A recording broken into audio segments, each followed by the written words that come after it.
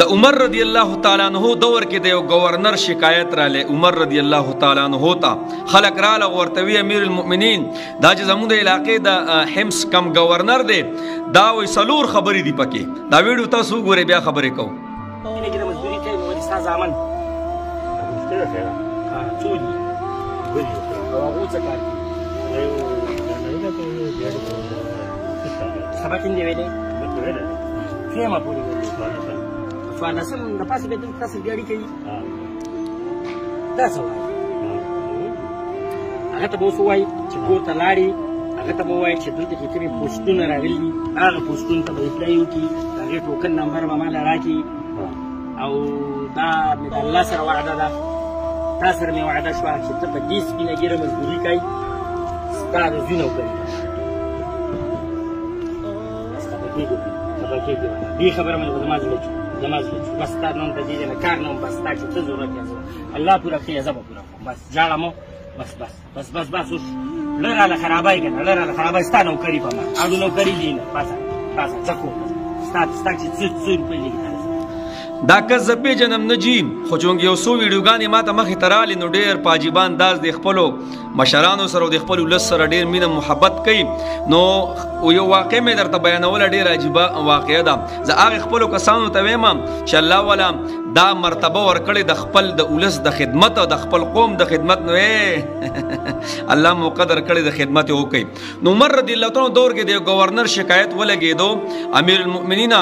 چې دا قشان جناب دا گورنر چې زموږ د علاقې دی دغه یو سلور خبر دي سلور عیبونه دي پکې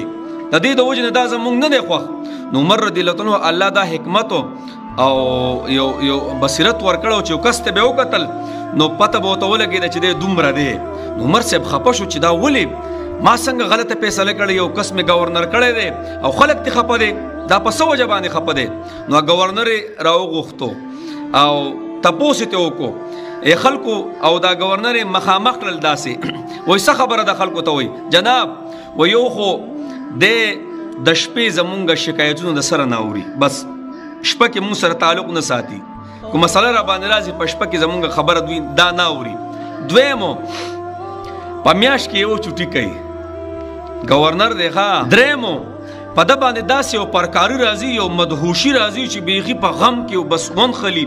او که خواته ورسره هر څومره خلک وي د هغوی بیا خبرې نه اوري یو غم پې تاري شي او څلورمو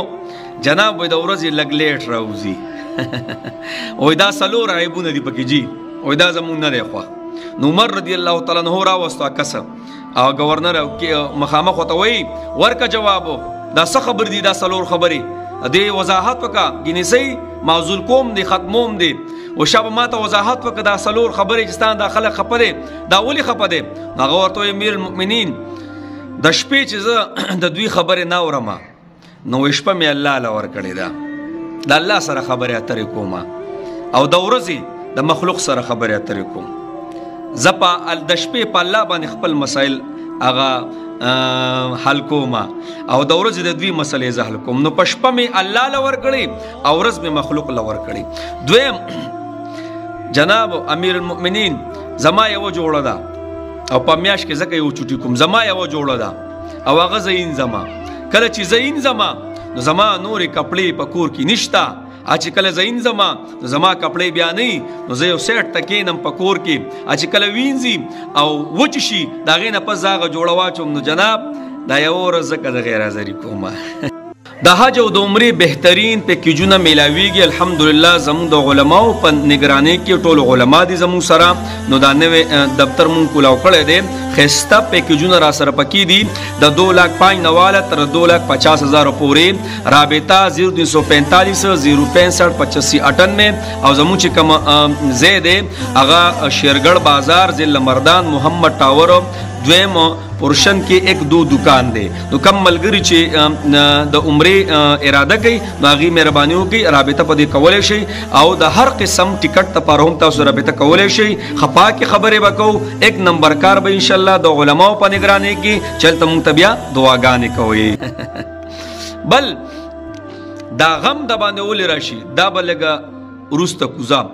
دا لیټ ولې راوځي لیټ وایي لیټ ځکه راوځم جي چې زما په کور کې خادم نشته نه خادمه زما په کور کې شته وایي زه یم خزه مې ده نو خزه مې د ټول کور کارونه کوي نو زه ورسره د سارې ځای جارو کم مثال کې طور پر وړو سره هغږم منګي ورسره راډک کمه دا ټول کارونه وکم د هغې نه پس بیا راوځمه ښه